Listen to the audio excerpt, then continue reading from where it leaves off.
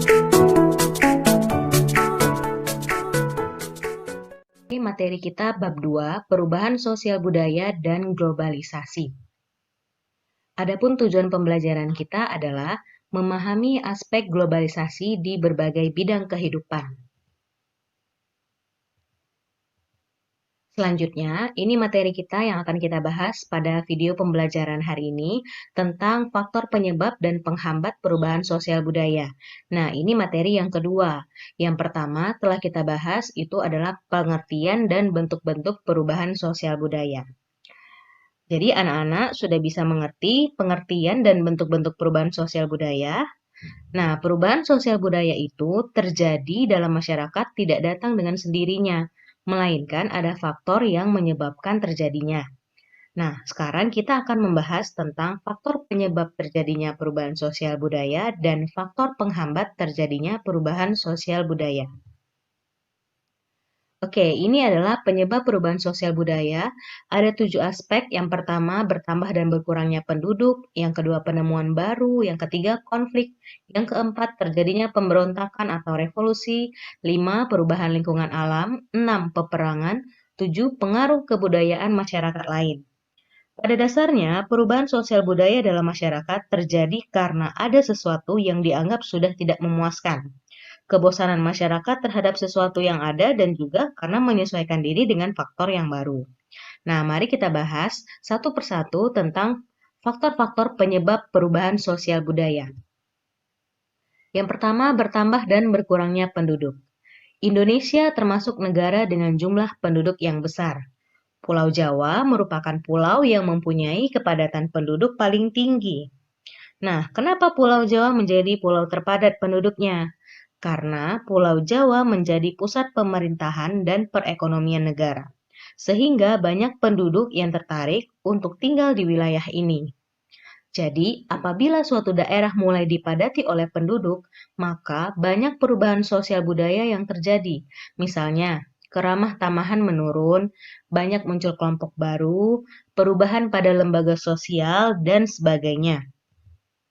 Lalu, mengapa perubahan jumlah penduduk menyebabkan terjadinya perubahan sosial budaya?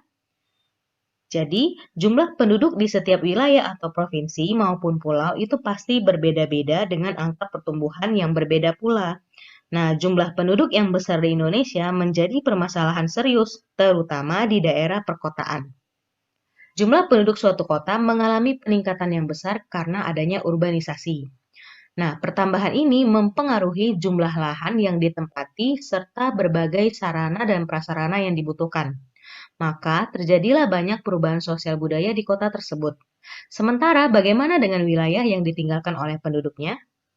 Dengan banyaknya penduduk di wilayah tersebut yang berpindah, maka dapat menyebabkan banyak lahan yang terbengkalai, wilayah tersebut menjadi kurang berkembang karena banyak tenaga produktif yang pindah ke kota, dan sebagainya. Yang kedua, penemuan baru. Apa saja perubahan sosial budaya yang terjadi akibat dari penemuan baru?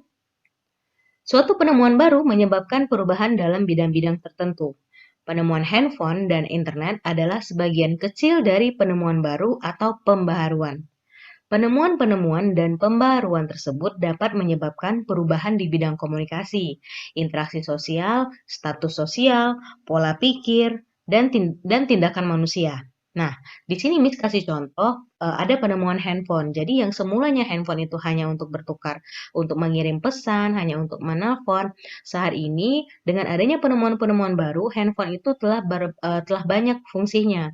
Bisa internet, bisa video call, bisa kamera, bisa merekam suara, dan masih banyak yang lainnya. Nah, itu adalah contoh-contoh dari penemuan baru yang menyebabkan perubahan di masyarakat. Nah, seperti perubahan di bidang komunikasi, interaksi sosial. Nah, sekarang orang sudah pakai chatting, sudah tidak lagi berkunjung. Nah, itu perubahan. Lalu status sosial, semakin canggih handphonenya, maka status sosialnya akan semakin diperhatikan. Pola pikir dan tindakan manusia itu adalah contoh-contoh dari perubahan sosial budaya di bidang komunikasi. Oke, yang ketiga konflik. Penyebab terjadinya konflik pada dasarnya karena adanya perbedaan, baik perbedaan kepentingan, pendapat, kebudayaan, atau antar individu. Konflik tersebut kemudian dapat menyebabkan terjadinya perubahan dalam masyarakat. Perubahan sosial dan konflik adalah dua hal yang saling berkaitan. Ketika dalam masyarakat terjadi perubahan sosial budaya yang cepat, hal ini dapat mengubah nilai-nilai yang ada dalam masyarakat. Sebaliknya, konflik yang terjadi dalam masyarakat juga dapat memunculkan terjadinya perubahan sosial budaya. Ya, pernah nggak kita bertengkar dengan teman atau saudara? Pertanyaannya, mengapa kalian bertengkar? Nah, tentunya bertengkar atau berbeda pendapat dengan orang lain pasti pernah kita alami. Kondisi ini dapat dikategorikan dalam konflik. Faktor penyebabnya bisa bermacam-macam, misalnya salah paham, perbedaan pendapat, dan yang lain-lain.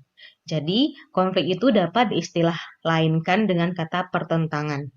Nah, pertentangan atau konflik dapat terjadi antara individu dengan individu, antara kelompok dan kelompok, atau antara individu dan kelompok.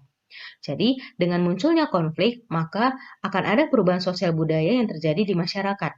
Selanjutnya, terjadinya pemberontakan atau revolusi. Nah, revolusi atau pemberontakan dapat menyebabkan terjadinya perubahan sosial budaya. Banyak contoh revolusi atau pemberontakan yang terjadi di dunia ini. Kita ambil contoh revolusi yang pernah terjadi di Indonesia adalah ketika Indonesia mencapai kemerdekaannya pada tanggal 17 Agustus 1945. Dengan proklamasi, bangsa Indonesia menjadi bangsa yang merdeka, bebas dari cengkraman penjajah, serta telah mengubah struktur pemerintahan kolonial menjadi pemerintahan nasional. Nah, berbagai perubahan terlihat seperti lembaga keluarga, sistem sosial, sistem politik, dan sistem ekonomi. Nah, hal ini yang memicu terjadinya perubahan sosial budaya. Selanjutnya, faktor pendorong adalah perubahan lingkungan alam. Nah, perubahan lingkungan alam dapat terjadi karena faktor alam dan faktor manusia. Nah, kalau faktor alam misalnya terjadinya banjir, gunung meletus, gempa, dan tsunami. Lalu kalau misalnya terjadi karena faktor manusia, misalnya penggunaan teknologi dalam mengelola alam, lalu pemanfaatan lingkungan alam secara berlebihan, pembuangan limbah ke lingkungan alam, dan masih banyak yang lainnya. Nah, ketika penggunaan teknologi ini tidak benar digunakan, maka dapat mengakibatkan kerusakan. Perubahan yang terjadi pada lingkungan alam bahkan dapat menyebabkan masyarakat yang mendiami daerah tersebut terpaksa harus meninggalkan tempat tinggalnya. Lingkungan alam berkaitan pula dengan perubahan penduduk ya. Ketika terjadi pertambahan penduduk, maka semakin tinggi pula tekanan terhadap alam. Oleh karena itu, bisa terjadi perusakan alam. Nah, di gambar itu contohnya adalah lingkungan yang terganggu kabut asap mempengaruhi aktivitas warganya. Jadi, hal itu akan mendorong masyarakat untuk terjadilah perubahan sosial budaya. Lalu, lingkungan alam itu juga ada kaitannya dengan perubahan jumlah penduduk. Nah, kita kasih contoh misalnya masyarakat yang tinggal di lingkungan pantai, mempunyai pekerjaan sebagai nelayan. Suatu ketika bencana tsunami datang, lingkungan alam di sekitar tempat tinggal mereka mengalami perubahan besar. Akhirnya mereka direlokasi ke lingkungan alam dataran rendah. Relokasi tempat tinggal membuat mereka harus mengubah mata pencarian mereka yang semulanya sebagai nelayan berubah menjadi petani.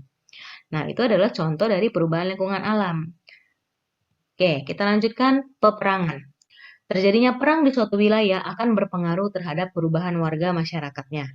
Perubahan itu dapat terjadi pada cara berperilaku, berpikir, ataupun kepribadian dari mereka.